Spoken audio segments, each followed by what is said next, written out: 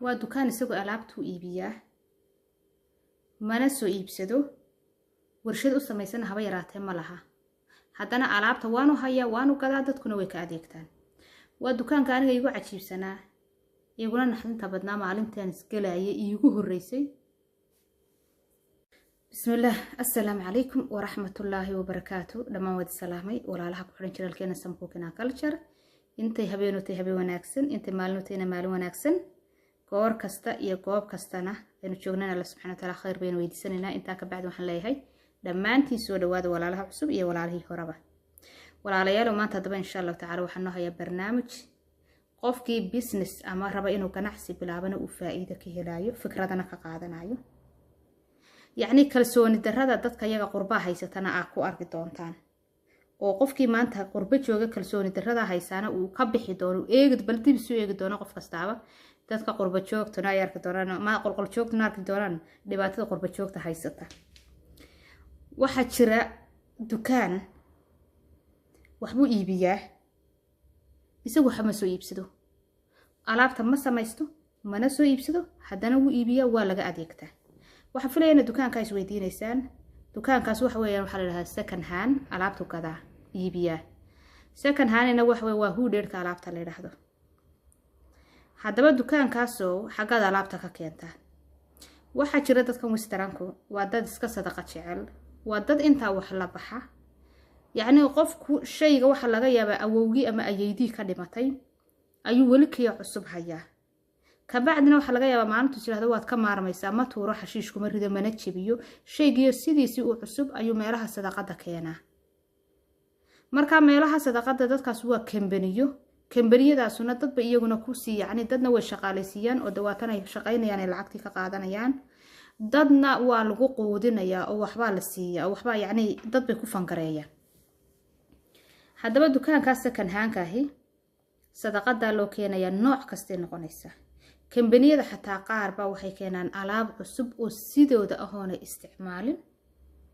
bay soo qaadayaan waxay rabaan wax sadaqadeystaan dukaankii bay keenayaan haama waaweyn ba ama hortiisa yaala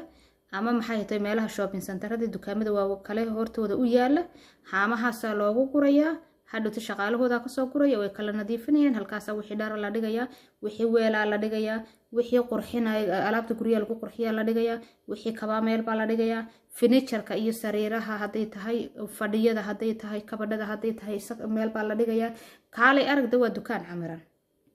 hadaba dukaanka aniga maalintii igu horeysay iyo kalsooni darrada halkan uga socdo weeyaane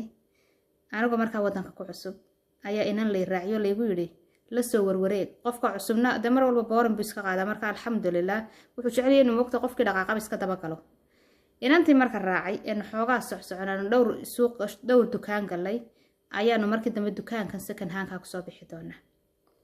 dukaankii markaanu sii gali doonaa anigu ma garanayo ma second hand ba qofku markuu cusub yahay xataa meel xun iyo meelsan meeshii la kala galiyo isagu ma garanayo meeshii la galiyo waa awrka la jiidayo isagu dadka uu iska daba socdaayo inantii markaanu dukaankii kadinkiisii ku dhownahay unbay igu tahay hareera inaga eeg masan ku maxaa sidii indad inaar ka yaan waaniga naxay editoro waa beerka la igu dhuftay masan toro inaad meel khamri bay ku galinaysaa naama meel lagu gowracay ku galinaysaa Allah saalay ila shalay baadiyada waa baratay naxdin san ku maxaa sidii naanaga eegnay Soomaaliya arkayso waaniga naxay hadana ee ka sii daray markaasaan ku aan eega maxaa dhacay sidii dukaankan inuu galaan ku muxuu yahay asay igu tiri alaabta la soo isticmaalo iibiyaa de markii baan nafiiga soo baxdan ku naaheede alaabta la soo isticmaalay ma huudheerkaad ka wadaha naayintaasan huudheer ku soo leeganay markaasaan ku subhanallahi naana wad wallahi inaan yaa ku eegay ma habar baa ku eegsay mooday baa ku eegsay ma lagu arkay inaan oranbe talaq dukaankayga iska galay waa ka soo shoobinaystay waxaan uga baahnaa alxamdulillah de ma dukaan ba maxaa dhooba taala maxaa flower yaala maxaa wax yaala de ma xisaabin ka karaysid kalsooni darrada hadaba heerkay marayso imka qof baa wuxuu qoranay waxba siibsan waxa quruxda ma halkaas ka heshay lama helaayo beeri hore wala la siibsaday waa halkan laga soo qaaday second hand marka waxa soo dhan waxa keenay saaka maanta second hand ka taga shopka ah marka waxaan ka soo helay laba shay oo aad u qurux badan oo qoriya anigu sideeda waxaan ururiyaa waxyaabahan qoriga ka samaysan maartay hidiye dhaqanka u soo dhowdhow bacdawaan hidiye dhaqan inta badan ku jiro oo waxa sameeynayo haddana waxaan isleeyahay yaani way u soo dhow yihiinba ee qori ka samaysan oo dhan waa iska soo qaataa markaas waxaan ka soo iibiyay mooye yar oo $3 iga soo siiyay anigu markaa muunad ahaan baan soo qaatay wii yaala maasha Allah wadi tusi doonaa iyo waxaan soo iibiyay maxay tahay guntan flowerka bahasha la galiyo vaska ee flowerka la galiyo waan idin tusi doonaa iyadana oo qoriya maasha Allah bahasha flowerka lagu ridayaa dukaan baa soo sadaqadaystay baan filayaa waayo asalkeeda hore $240 baa ku yaalay imikana $3 bay iyagu siinayeen because iyaga bilaash buu kusoo galay waxaan waxba kuma joogaan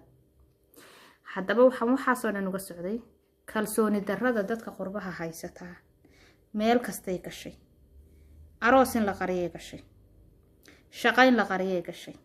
tira male yacni haddaan isdhaahda sanadan malaa program ka samee kalsooni darrada dadka qurbaha Soomaalida qurbaha haysataa ma xisaabin karayno waxaan rajeynayaa insha Allah taala alaabta baan imika idin tusayaa ina fikrad fiican ka heli doontaan idinkuna waayo hadduu wadankeenu imika qofkii wixii aanu u baahnayn intuu qaato sadaqadayn lahaa oo shoobina waaweyn loo furo lahaa dukaano waaweyn kow dad baa horta laga shaqaalaysiin lahaa oo shaqo ka heli lahaa dadka dhalinyarada bilaa shaqada laba dadka masaakiinta meelaha iska jooga ayaa wixii la iibiyo lagu qoodin lahaa iyaguna quud ka heli lahaa cunto ka heli lahaa laakiin goormay dalkeenu gaarayaan insha Allah taala waxaan rajeynayaa Ilaahay idankiisa naxariista Ilaahay lagama qoostee maalin maalmaha kamid inay noqon doonto imkan waxaan idin tusayaa bal hadda mooyihii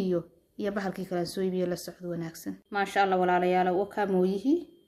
iyo bahalkii yaraa kale flowerka lagu ridanayay uu yara xoqoqayka flowerka lagu ridanaya meel yar laakiin rinji madow haddaan meesha yar mariyada kaale yarag waa $3 kan kale $3 biigu jooga mooyi haddii wax lagu tunta ma diidaayo alxamdulillah walow aan anigu mooyi kala haystoon kan soo qaatay naqshadaha inaan yacni qurux ahaan iyo inuu alaabta qoriga hidiyo dhaqanka iyo dhex galo laakiin haddana waxa laalo wuxuu diidayaa ma jiro haddaba alaabtaas dad baa laga yaabaa inay 50 sano hayeen ama 40 sano haddii doonaan qaarkood mooyahaas oo kala hayeen ama ka badan qof baa laga yaabaa inay ayeydii ka dhimatay oo uu isagu maanta u sadaqaday inuu isleeyahay yacni meelaha u gee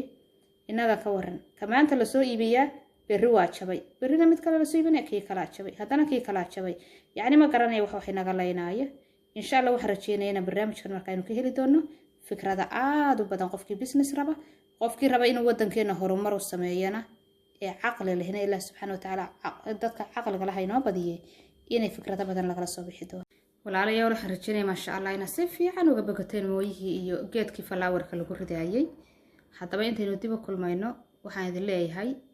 insha Allah taala qof walowba bal maskaxdaada maanta intaad meel fadhiisato bal fikir haddaad qurbo joogto waxa maxaa kalsooni darrada kuugu wacan waad xanuunsanaysaa waad qarsanaysaa yacni waad guursanaysaa waad qarsanaysaa shaqaad helaysaa waad qarsanaysaa yacni ha sheegin tan badan bal maxaa inoogu wacan qof walba maanta adigu ka soo fikir koow ma danba inoogu jirto inooguma jirta miyaa arma dad xanuunsanayso xataa dad awliyaa oo raxmaan ku soo duceeyaan lagu aqbalaa arba arooska dad wanaagsan u soo hambaliyayaan u duceeyaan loo aqbalaa bal hadda maanta adigu qof walba fikir taas waa ta koobaad ta labaad ay noo diraya waxa weeyaan dadna sadaqadoodii bay ku dhergeen oo dukaamo waaweyn ku furteen oo sidaas iyagoon waliba waxaan ku uri dee maanta islaamnimada inaa odhana way haystaan inaguna inagoo sadaqada faa'iidadeeda garanayna iyo wanaagay leedahay ayaa dadkeenu maxaluulu maranaya intaynu dib u kulmayno waxaan leeyahay